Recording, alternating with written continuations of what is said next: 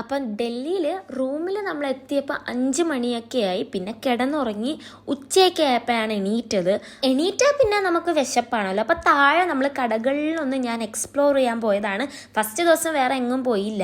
നല്ല തണുപ്പുണ്ടായിരുന്നു, വെയിലുണ്ടെങ്കിലും തണുപ്പുണ്ടായിരുന്നു. വേറെ എവിടെയോ പോയി എനിക്ക് തോന്നി.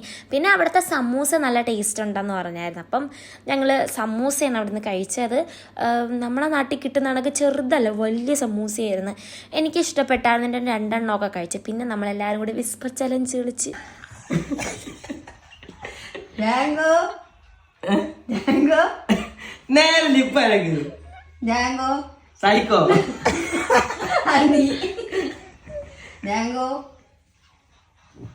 നീ അറിഞ്ഞോ?